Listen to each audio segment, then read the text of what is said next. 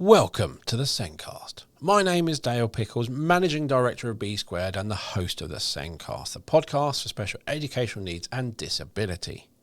Each week we'll be talking about a different topic within the world of SEND to improve our knowledge, to provide support to professionals working in schools and to empower parents. In this episode we discussed bridging the gap with parents and carers. Schools, social care and health services may feel they're working really well in partnership with parents. But do parents feel the same? Is it working? And my guest this week was Rachel Wright, the founder of Born at the Right Time and host of the Skies We're Under podcast. Rachel is a qualified nurse and the parent of neurodiverse and profoundly disabled sons. Born at the Right Time is about bridging the gap between families and services. The Sencast is created and produced by us here at B Squared, and Eversense is one of our products that helps celebrate and you can share all this stuff going on in school with parents and engage those parents. But don't take my word for it, hear from one of our schools who use Eversense. And they said teachers can communicate with home much more easily using Eversense, and this has proved to be much better than previous homeschool communication books. Teachers can provide additional information to parents efficiently by responding via the app. Parents now send photos of students learning in the home community environments too, so you get that big view from home. And also some students have requested access to their Eversense records so they can check on their own learning, which is fantastic. To find out more, visit the B Squared website or click on the meeting link in the show notes to book a meeting with me, and I can take you through what Eversense can do and how it can help you. Now, let's get on with the podcast. In this week's show, we're discussing bridging the gap with parents and carers. This week, my guest is Rachel Wright, the founder of Born at the Right Time and host of the Skies We're Under podcast, which has recently reached episode 100, so congratulations. Rachel is a qualified nurse and the parent of neurodiverse and profoundly disabled sons, and Born at the Right Time is about bridging the gap between families and services. Rachel's experience from both sides of the bed inspire and create hopeful change for anyone supporting someone with complex disabilities. Welcome to the show, Rachel. Thank you so much for having me. Hello. You're welcome. Welcome. Thanks for joining us. So, first question, how does it feel being the guest and not the host? Well, takes decidedly less preparation, although that probably puts a judgment as to how much preparation you have put into this episode. And will I have to warn you, you're being too hosty? Yeah, I was early, which again is fairly unheard of whenever I'm the person that's hosting it, as I'm like frantically going, I've got someone waiting. Well, I was 2 minutes late, even though I'd set an alarm. Yeah. I'm sorry. I set an alarm as well, but I set my alarm 15 minutes early. That's what I did. Which was enough time to then get distracted. You've got to set the alarm to set the alarm, don't you? Yes. This is to remind you this thing's coming up, and this is to remind you it's now! Yes. And there's a thing on the door in the studio over there which tells me to do something before I finish and leave. Yeah. Yes. So I'm trying to be organised and I'm rubbish at it. Oh.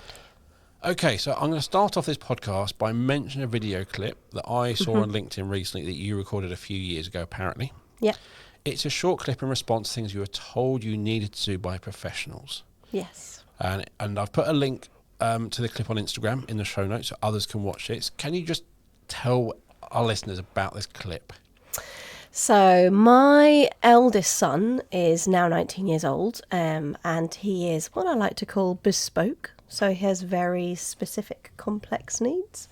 So that means he requires support for everything about his life. He can't sit on his own. He can't feed himself. He doesn't have a safe swallow, so he's fed through a tube in his stomach. He has visual impairment. He has a very strong addiction to the game show Pointless. Laughs from his toes to the top of his head, and has a very eclectic music sense, and his life is sort of revolves around music. But this particular occasion where the video was recorded, my son had been fed via a tube in his stomach from the age of 14 months when we were told in a corridor at Great Ormond Street Hospital that we were no longer to feed him orally because his swallow was unsafe. So I was told that as people were scooting past us on x-ray trolleys. that we would no longer have Christmas dinners with him, that he wouldn't eat ice creams at the beach, that we wouldn't have birthday cakes. And so from that day onwards, he was initially fed through a tube in his stomach called an NG tube, and then later he had a peg inserted, which is as tubes directly into his stomach via his abdomen wall. And that had been working pretty well. The smell of the, pharmaceutically made, I can smell it now. And the fact that all the vomits that have occurred in the following 15 years smelt exactly the same. It was delightful. But that had served him pretty well. And then as he was in his early teens, so 13, 14, 15, his reflux was getting much worse. So he'd always suffered from reflux. It got worse when the fluid that we were feeding him with was more soft and more runny. And so we got to the point that he was having to be on his feed pump for a long period of time. So he was potentially up to 20 hours a day. They were talking about putting the tube into his bowel rather than his stomach. So we were having investigations for this. And the only thing that I felt like we hadn't tried was something called a blended diet, where instead of getting nutrition from a pharmaceutical industrial lab, you take the food that you've cooked the rest of the family, you shove it in a blender, you blend it up with some, milk, apple juice, whatever it might be, get it to the right consistency, and shove that down the tube instead. Probably not shove that. It's probably a more technical you might use a syringe. So you put that down the tube instead. And so I'm a nurse by training, and my husband's a GP, so we're very medicalised in this house. And I remember thinking, well, this is a bit hippie and woo-woo, just taking food and giving it to your child. But we really had it's mad now that I think about it, the kind of the medicalised sort of ideas that we had sort of institutionalised sort of perspective that we'd had. But we thought we need to do this because at the minute we're talking about my son reducing his quality of life because he wouldn't be able to get the swimming in, he wouldn't be able to get the stander in, we wouldn't be able to go out, he would have to be in certain positions to be in the feed. It was impacting his actual quality of life. So let's try this blended diet, even though it's more work for us. So we went to the dietitian and we said, we want to try this blended diet. There's guidance out by the institution for dietitians, the association for dietitians even. The dietitian was a little bit old school, and she sent us this email saying, we're unable to support you until you have completed all these forms and signed this document. And one of these documents said that we were putting our child at risk of peritonitis, which is a potentially fatal condition. There's no real medical founding, particularly based on that, especially more than any other sort of, any other way of administering via a peg, food or liquid via a peg. I was also told that they would want to come and inspect the kitchen, and they would advise me they'd like me to do an online food hygiene certificate. I took a bit of a reaction to this list of requests. And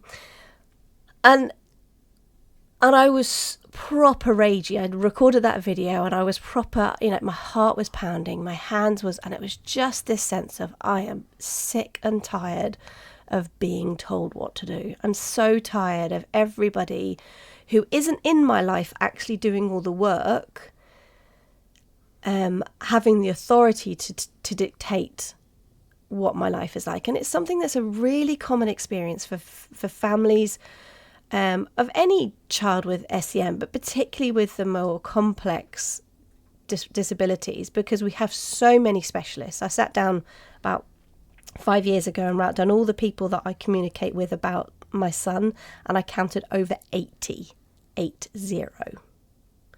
So if let's take half of them, or even a quarter of them, decide to tell me to do something in any particular way, it can feel like a massive bombardment.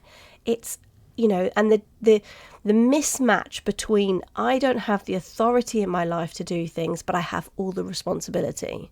And the professionals that are working with us have all the authority, but none of the responsibility to actually carry it out. And so that video came out of an absolute sense of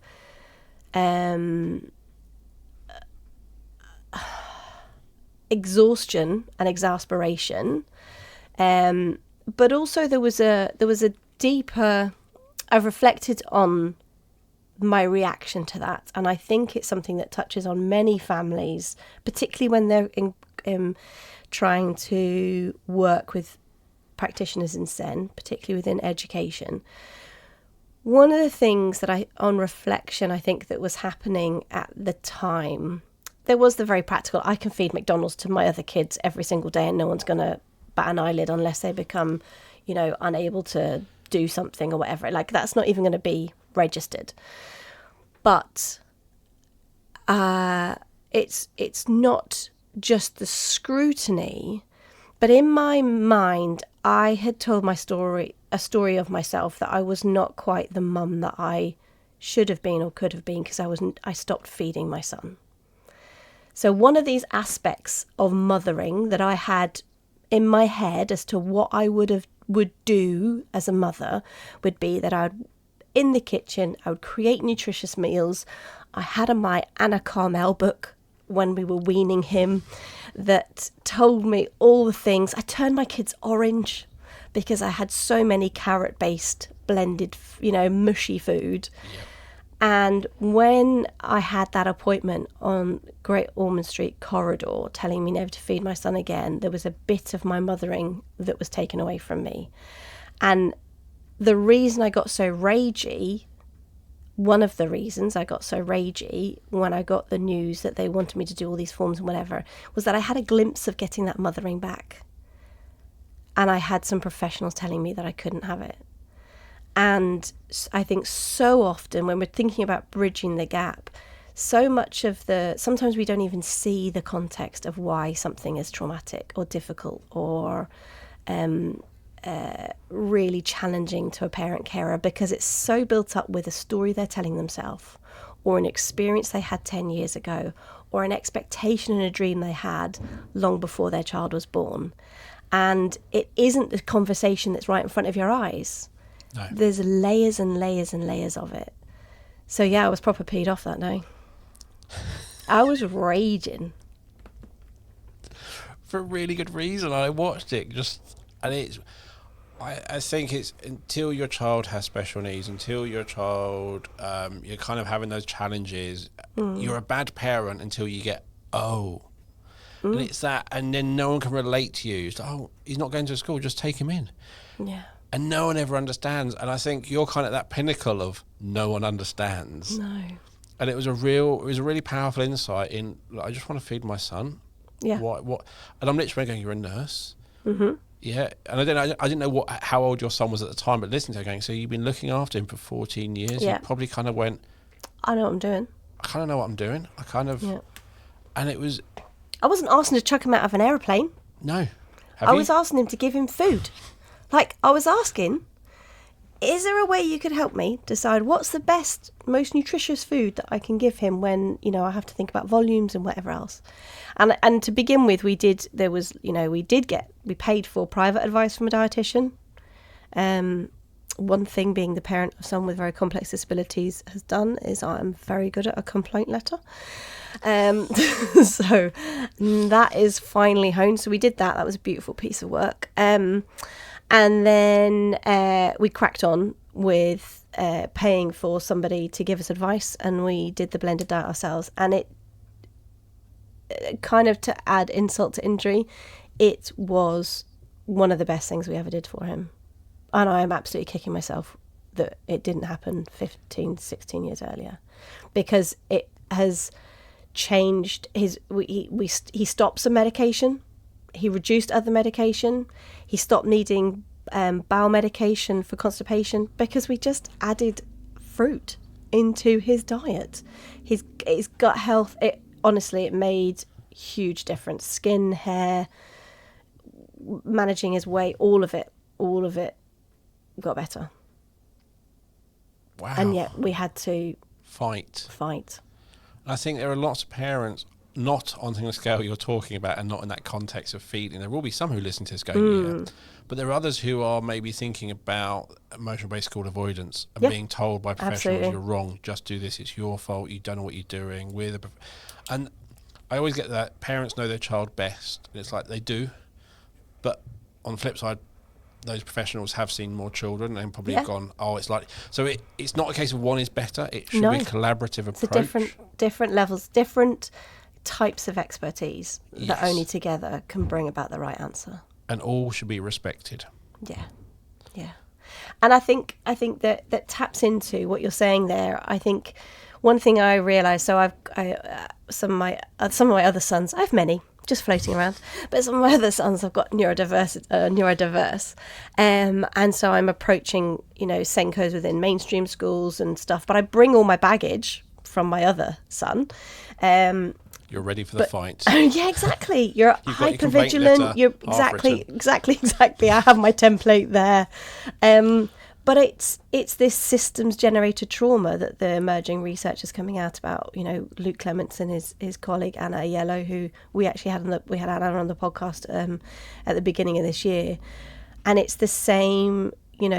For practitioners and for services to say they're trauma informed, but actually when they miss the fact that the inherent structures of the system, whether that is school avoidance, whether that is requiring support from social services and wanting them to inspect their child's bedroom and have conversations without the parent carers there, because there is this underlying assumption of mistrust and safeguarding and all this other stuff, is systems generated trauma. It is the actual action or inaction of the service is what is further traumatizing parent carers right across the spectrum of very complex needs to those children who are needing extra and additional support within mainstream schooling. So my daughter is kind of the end of the spectrum. She's autistic. She's in a GCSE year. She has had so many mocks this year already. She is just drained and tired, and she's kind of making mistakes. And she went, yes, I know this exam was supposed to give me this much time for this question, but I had to read it all, and that took 20 minutes. And I'm listening to her, and I'm going, you probably just need some extra time. Talk to people, you should best get extra time. And I wrote to the Senko, and the Senko wrote back and basically went, but she's not failing. I know. And I'm like, why does my daughter have to fail? Why does she then need to get the support? Because it's not like, you're right, we'll do the GCSEs next week. It's once a year. Why does my daughter need to fail her GCSEs to then get the support to pass them, to continue with her career? Yeah. I find some professionals, there are amazing professionals. Yeah, 100%. But it's kind of, we lose the personal touch. We look at a piece of paper in front of us and forget anything else about it. We forget timescales, we forget dreams, we forget wants, we forget the responsibility, we forget the person who's standing in front of me wanting to ask me to feed their son McDonald's through a tube. Have you fed him McDonald's through a tube? Of course we have. Excellent. With a milkshake. Get the calories in. Oh, yes. But asking to do that and then going, I'm not sure, but they have been with him for 14 years. He's still alive. Yeah. And actually, he's still alive because we have been doing a heck of a lot. Like, don't want to put a down on it, but none of his peers are. He was in a preschool group of about 5 little boys who were all very complex, and he is the only one still alive. So he is here because of what we've done, not in spite of. And yet, that when you got that piece of paper, that I think that isn't being taken into account as much as it should. But I think it's the stuff that you're saying there, as far as the SEN system works on, you have to keep trying it until it fails. Yeah. So my 17-year-old is doing his A-levels this year, and we had the same issue with school around year 8 or 9 when he was diagnosed with dyslexia. And again, I think I think we let that slide. I think we may have missed the boat a little bit on that one. Partly because of his older brother. We were like, you talk, you walk, woohoo! Like, it's fine. But he, again, we're privileged to be able to say, we're going to get this assessment and we'll get the input you need, and we'll articulate ourselves and we'll argue for what is required. But again, they initially did his assessments and said, oh no, he's kind of coming out all right. But the specialist assessment we got was measuring where he could be. And so they sort of said, look, his attainment is in the top 90s, but what he's getting is the 50s, 60s because of the processing, because of the dyslexia, because of the everything else. He is capable and has the cognition to achieve, but these things need to be put in place in order to enable them to happen. And again, we've had to go through the process. He's been changed to a different sixth form. And I needed a couple more. They worked really hard. You know, you find the one teacher or the one person who gets them, listens to you, and is prepared to be your person within the system. And it's a completely different game. But you want to capture that person. I mean, not capture them. That would be really bad. Like, don't kidnap them. That might not help the situation. But yeah, other than that, like just yeah. But I do think it's, and I also know that if you, so we knew my daughter was autistic from an early age. There were signs, but we supported everything we could see. We tried to do things. We really tried to support them without. We hadn't taken into account naively. It's really obvious now, kind of what was going on inside her head that we couldn't see. So we really mucked up there. Yeah. But because we put all that support in, and like as soon as it's announced, it was we're going to have a wear your own clothes down Friday. As soon as that email came in, I would look at my day and go, I need to get out of here at 3 p.m. My daughter's going to be stressed because she's got nothing to wear. And kind of, I knew everything. Because we knew everything, we supported everything. She appeared fine in school. Yeah. But now we're getting to that point where everything is now, no matter what we're doing at home, it's all bubbling over. Yeah. Nothing wrong with her. Yeah. And it's like, so what you're saying is if I'd done less, if I'd supported less, if I'd let her fail. If she was more dysregulated in your environment, you'd be happier. Yeah. And then we'd get the support. She'd get the support. Because it's behaviour-driven strategies rather than needs-based strategies. So, or provision. Because, my youngest is... Oh, he's not my youngest. My 9-year-old is... You do have a... My 9-year-old... How many? So a 19-year-old with very complex needs, a 17-year-old doing his A-levels, a 9-year-old who is at mainstream, has really struggled the last couple of years and is in the process of having a diagnosis for neurodiversity. A 24-year-old who we adopted into the family, who used to be a carer for my eldest and is now firmly in adopted daughter scenario and been living with us since 2020. And recent addition is a 2-year-old. Because, do you want the full story of the 2-year-old? Why not? A very good... Not the full story. I don't want to know about that. Well, the full story is not what you're thinking. A very good friend who was also a PA for my eldest son, but about 10 years ago. She very sadly was diagnosed with breast cancer and she died in August last year, and we're now parenting her 2-year-old. So there you go. You asked. So that's my life. And that... Wow. So August, I'm just, So we have a very eclectic mix of people in our home. I think what you've got called is a royal flush. I think that's the correct terminology. It's a royal something. I'm not sure flush definitely would not be what I describe our family as. Do you have this? Yes. Do you have this? Yes. Yes. Oh, yeah, but you don't have this. I do. My 17-year-old described it recently. He said, our family is like season 12 of a series that really should have stopped at season 6. Where they're just throwing storylines at it to try and keep people engaged. Who can we kill off today? Ones. Who can we... Yeah. It's What like, can we do? Yeah. do you watch? I watch Gogglebox quite a bit. It's a No, I great don't. way to just watch some TV without watching any TV. Yeah. And every so often you'll get something from EastEnders or Coronation Street, which is just, oh my God, this is ridiculous. It's probably that sort of thing. Yeah. Like the train crash in Corrie Yeah. or the sinking boat in EastEnders, because, of course. But we're very lucky. That means we've got a house that is overflowing. Oh, and we just got a Labrador.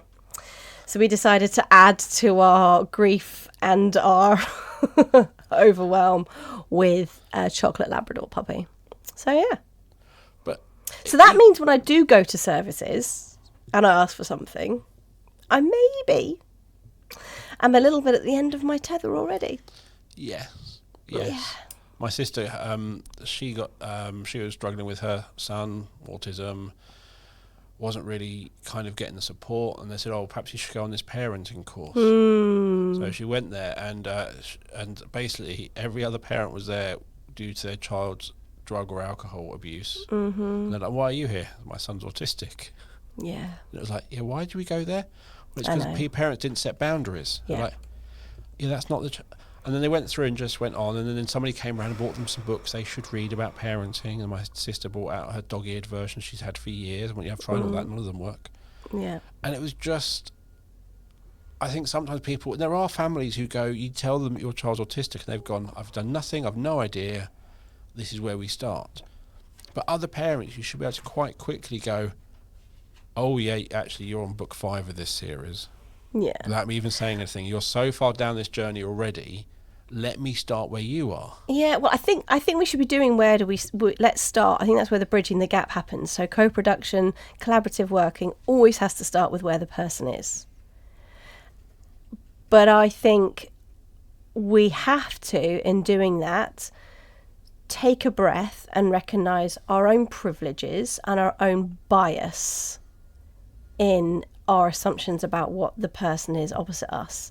They're from that estate, that means this. They have a degree in this, that means this.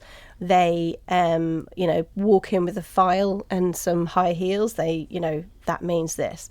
They walked in their tracky bottoms and their slippers, that means this. We build up the narratives, don't we, of what people are bringing. And everybody, it's an inherent human nature to do that, because that's how we order people. That's how we can make decisions without having to do the finer details. We pick up all these things, but we have to stop ourselves and question what those subconscious biases are that's preventing us from really hearing what is being said by the person opposite us. And I think it's very easy, like you say, there's an expertise of having dealt with lots of different families, and that gives you a depth of expertise, but potentially it also has the opportunity to fuel entrenched thinking about what the right thing, the next thing, the thing that's going to work, without stopping and first centering yourself in the experience of the person and the family that you're trying to support. And with my daughter, I should have a bad day at school and somebody said this, and I always had to remind her that when someone's saying something to you, it's not about you, it's a reflection of them. So when we are judging those people, when we're thinking about, actually, is it about them, or is it actually they might know what they talk about and I don't feel confident? Yeah. For that parent, is this person going to give me no help? Yeah. Is it going to be another? It's about them. Yeah. And the moment you kind of see something which will make you think they're going to do what you thought, you just, I knew it. I knew it. Confirmation bias. I knew that's what was going to happen. But and you seek out all the different bits of the nuggets, the little breadcrumbs of information that's like, I knew that's where I was heading. But I think you might go to a room with 4 or 5 professionals telling you about your feeding of your son, and they're sitting there going, it's another patient, you'll walk out and I won't see you again, blah, blah, blah, blah, we just need to do this. But you sitting there as a parent, this is your child's life. This is, for you, actually, that much more than ever, that quality of life. If we do this, we can. If we don't, it will mean all those sorts of things. So no matter how professional they think it is a very personal meeting. Yes. And I do think sometimes professionals can forget that actually what is the meaning of this. And you talked about earlier about that bit about you being a mum and not being able to feed your son being taken away from you. When you're told your child is autistic, when you're told your child is dyslexic, when you're told your child can't do something, especially if you're not fully understanding why and your child's struggling at school, you're thinking they can't, you then start mourning. In that moment, you're hearing that actually all those future things I thought my son or child would have isn't going to happen. They're not going to get that lovely job. They're not going to be the pilot. They're not going to do that. Then you start mourning that in that moment, and you're trying to keep hold of it. So there's so many emotions going through that parent's mind. You're replaying the hologram of a life that you were never promised but always expected. And you didn't even realise you expected it until you were told those milestones could not be assumed. Yes. And in doing so, I think the potential is when you work in services, and you've got to learn how to approach people with humanity without taking on their trauma, because otherwise you become absolutely fruitless in your job also. But you can unwittingly normalise challenge and struggle and difficulties that you expect are okay for people and for others, and you normalise the sort of difficulties that are being faced, or everyone knows that midwife who's done 50 too many deliveries because they're like, oh, just for goodness sake, push that baby out. Because they have been to however many, and they're like, I've been here before, and they've got, they've lost the empathy, whatever. But for that mother, this is the moment they will remember for the rest of their lives. Yes. Independent. And for so many scenarios and conversations I have, and the reason that I do the work that I do is because you can do all sort of fangled therapies or days or opportunities or fancy pieces of equipment or whatever, but the single most important you can do to improve my life on a day-to-day basis is talk to me with respect and work with me and collaborate with me. So that connection and that communication is where the power and the empathy lies. And it is too easy, again, for lots of good reasons, to fall down your own. I did some training recently for some specialist teachers, for visual impairment and for audio impairment, or what do I want to call that? Hearing impairment? That's the one. Hearing impairment. I was going, audio, something, stereo. Anyway, hearing impairment. And one of them said to me, I kind of realised what you said hit home, because I kind of realised at one point I was supporting a parent whose child was blind in one eye, so severely visually impaired in one eye. And they were really distressed. And she said, thankfully it didn't come out of my mouth, but in my head I was going, what's the matter? It's only one eye. Because she spends her whole life seeing children with way more complex issues. Both eyes, not just the eyes, also have these difficulties. Not just this, but living in poverty. Not just that, but actually a refugee from Syria. Not just that. The layers and the layers and layers. And you're like, what's the matter with you? It's just one eye. But in doing that, you've just got such a warped perspective, and it requires again that breath to stop, center the person, and see their humanity. Not the diagnoses that can roll off your tongue and can make sense to you. I think it's important there, that context. So what is a great day for me and what is a really bad day for me is probably quite different to someone who's just got over the English Channel in a tiny boat. Absolutely. The person waiting to get on that boat at the other in France. The person who's had some really bad news. Although what my great day and what someone else's doesn't mean my bad day isn't bad. No, it's not a competition. Top Trumps game. No, it's not. It's within the context of that is devastating news. Sometimes my husband doesn't put the bins out. I know. Is he still alive? He is. Actually, it's not a blue job in our house. It is something that everyone does. But it's that same thing, isn't it? But I do remember whenever my son was really young and we were dealing with life and death decisions and situations with him all the time, that I could not cope with people complaining about their washing machine being broken. Actually, my own grief and my own loss and the emotions that I was living, I felt unable to be empathic also. Because I was consumed by my own story. And I think that's okay too. Because we can only be what we are. In health, in health services, they talk about personalised care and lots of the different characteristics of personalised care. One of the questions that they suggest you ask is not what's the matter with you, which you might get asked as soon as you're sitting down at a GP surgery, should you manage to get one of those elusive appointments. But you sit down and instead of what's the matter with you, you say what matters to you.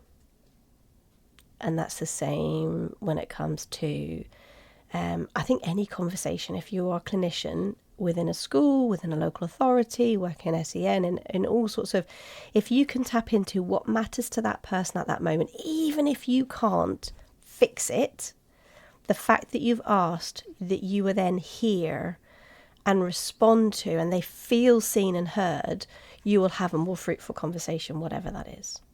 Yes, and that's the thing is, a lot of the time people are having different conversations. Mm-hmm. Yeah, the parent is going, what does my son's future look like? Yep. And the questions you're asking, you're kind of hinting towards actually what's their future looking like. But what that professional might be hearing is what does next week look like? Yeah. What does right now look like? Mm-hmm. And actually, and there's that whole, that pupil voice, child-centered approach. What do you want to do? And Ali Knowles talked about... with grief, it was like a child's grandparent had died and they were really sad, and everyone assumed it was about the grandparent dying. Mm-hmm.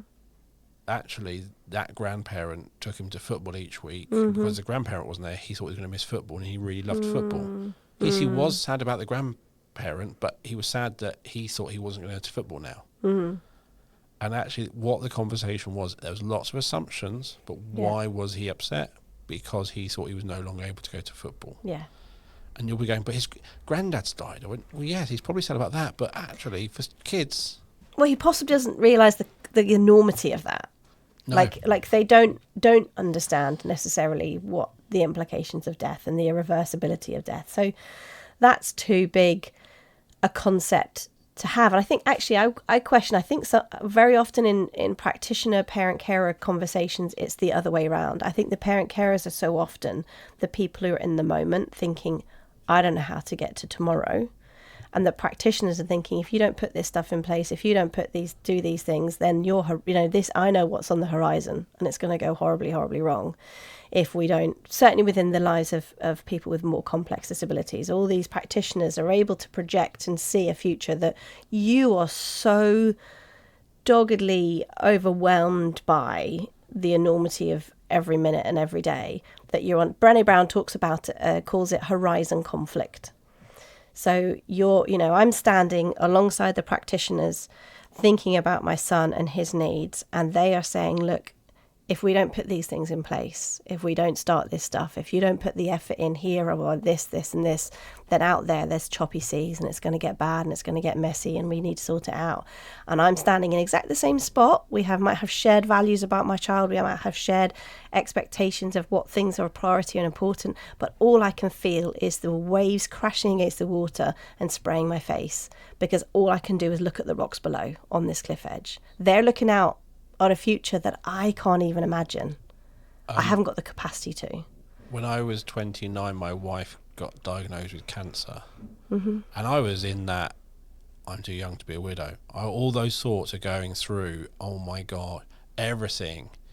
And we sat there, is it going to be chemotherapy or radiotherapy, and all those conversations. And I know exactly what I can basically just staring at the floor, words going on, not really listening. And he said, we're going to do chemo. I said, why is that? And he said, well, radiotherapy is kind of the side effects. So maybe 20 years' time, you don't want those side effects. And he's saying it. I was like, what do you mean 20 years' time? Mm-hmm. because you said cancer, it was all over in my head. Yeah. Yeah. I was literally going, I've got a year left, 2 years left. What am I going to do with the kids? That's what my head was. And you said, what do you mean 20 years' time? Yeah. And it was, the conversation, what I was worrying about, what he was worrying about, he was miles in the future. Yeah. He was like, looked at the sheet and went, oh yeah, this is all fine. Yeah. That's not where I was. That's not where my wife was. No. We were going, we were just end of the world. What's the next step? And interesting, I'm sitting there thinking now going, we're 15 years on. So it is really interesting that at that point where I was, where my wife was and where that consultant was, there was two different places. Yeah. And I kind of get it because if you're taking on that trauma that we're feeling, you maybe be less effective, as you said. Yeah. So it is trying to find that happy, maybe not happy, middle ground. Well, it is. It's because that's where those moments of connection, the meaningful connection, all the training that I deliver, we talk about meaningful connection, we talk about trauma, we talk about conflict, we talk about harnessing the knowledge of the lived experience in order to understand what's really going underneath the surface in order to create actionable next steps, because we can't do anything differently if we don't understand what's going on and why that makes a big deal. But in your context, and those differences in horizon, it's about connecting with the humanity and the story of the person, like I said, without walking away with their trauma. And that's about empathy, which is not othering, not pity. Pity is like, oh, I'm so sorry for you because you're a different person to me and I don't. And it's not about walking in my shoes so that I carry the heartache of what you're going through. But it's being able to say, I can look in the whites of your eyes and presume competence, have unconditional positive regard that you are doing the best you can with the time, energy and resources that you have. And I'm going to meet you in that place and we're going to have this conversation. And if we can offer that both ways, then that's where the magic happens. But it comes at a place of real vulnerability. And that's not necessarily something that we're taught. Whether I'm rubbish at empathy because I can't see myself in those shoes. So I remember going to a school trip and you go on some trip to World War One and you go into this bunker, it'd be pitch black and they have all these noise. You can really imagine what it's like. I'm like, no, I'm in a room with lights flashing and noise. I had a lunch half an hour ago. I'm quite warm. There's no rats. I'm not fearing for my life. No, I cannot relate to this at all. It's just a stupid exercise. Oh, I can.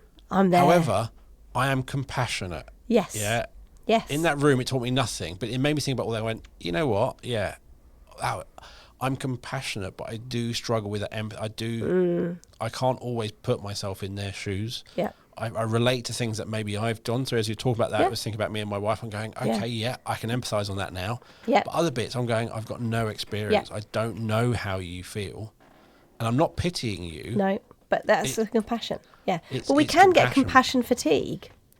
Especially, I think one of the reasons that we have to bridge the gap within SEN, we've got this culture of discourse, of challenge between families and practitioners that often is bubbling under the surface, is that we have an implementation gap between what services say will be offered and what actually turns up, what you can get, the timeline for the EHCP, the expectation of the targets within the EHCP, the level of provision and what actually shows. You have trauma from a parent-carer point of view, this life, unlived life that they expected that they're not going to get, and the unravelling of that. And then we have the silo working of the system. You have all these practitioners who are doing their job and they're working in their multidisciplinary team. But that multidisciplinary team just sit next to each other and do their own thing. And they're not communicating with each other and not working with each other. And from a practitioner perspective, working within that system where you're in the gap between what the parents are expecting and what they actually give, you're dealing with the the rawness of their own trauma, and you're trying to navigate in this silo system of working, it can inherently reduce your capacity for compassion, because you yourself are then in a system of hypervigilance, hyperstress. Your body, your neocortex is shut down because your neurophysiology is saying, I am under threat here. I need to do this job. I need to not get harangued by my own manager. I need to not have this parent shout at me in the corridor again because I need to regulate this child. I need to, whatever all the expectations are on you. But it's understandable to get to the point of compassion being right at the bottom of your list, because you yourself are functioning in a highly stressful situation. It'll be hard to find a Senko who is regulated. I'm going to just say the short version.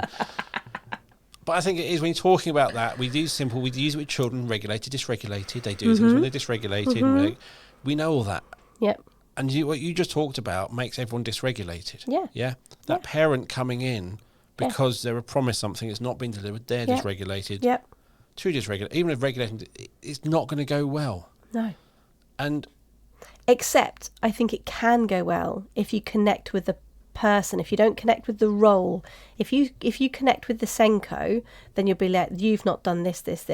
If you connect with Jenny, who might have been up with her daughter last night, who might have a grandmother who's just been taken into hospital, who has her own child at the school who's desperately trying to get home even though they've got to wait for the next half hour and is kicking off already. If you connect with the person, I think our professionalism has pendulum swinged so far away from the connection with people, and we need to get back to the people.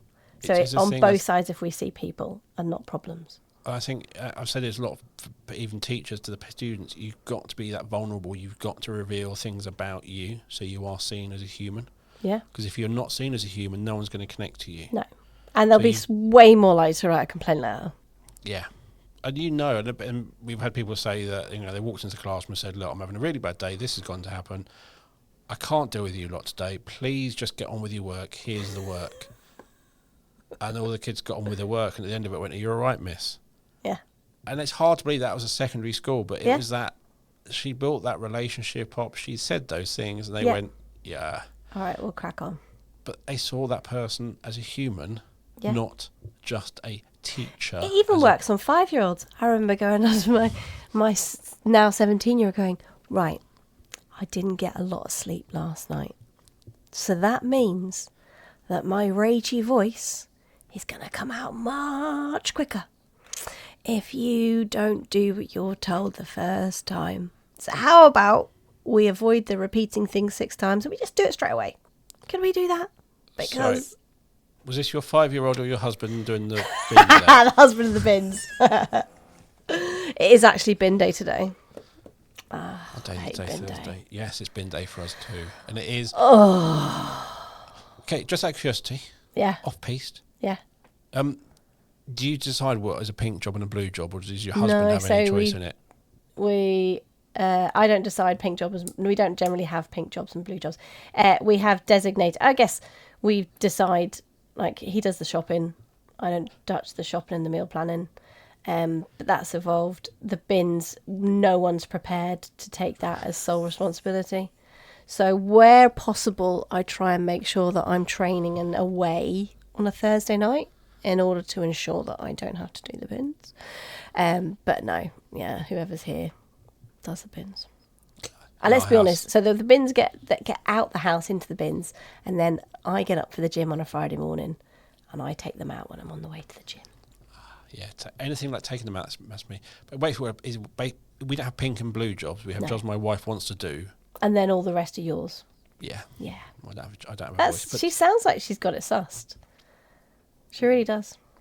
I don't.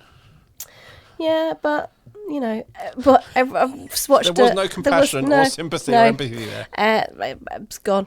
I saw a comedian come up on, and I kind of want to say I read an article. I didn't read an article. I watched a TikTok or an Instagram reel, that was a comedian saying, when I think about how successful I could be if I had a wife, is female comedian. I'm like, yeah, I'd have taken over the world if I'd had a wife.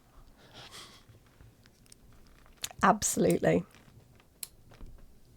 But alas, I do not. I am the wife, and therefore, and I've learned I'm in to a keep shed my at the mouth bottom of my shut in these garden. conversations. I'm not going to say anything. So you have learned. Well done. Not good for my mental health, though. Oh, but that compassion, that connection with people where they're at, listening to people's stories in a way that makes them feel seen or heard. You know, that hierarchy of need, what a person needs, even if you cannot deliver their expectations. If somebody feels seen and heard in a conversation, it can completely change that conversation. And simply taking note of the expectations of that conversation right at the very beginning. What's the agenda? You know, simple things like saying to a parent carer, you know, what's important to you right now? And then saying, would you mind if I talk to you about this, what I can see in this situation, how I view your child, what I think could be helpful? Because simply asking it as a question where they invite your opinion changes the power and balance in that conversation. Definitely. Now, I could keep talking for hours, as everyone We know listening that. knows. Mm-hmm. But I'm going to try and wrap it up. Before we go, is there anything else you want to kind of add in? Any last tips?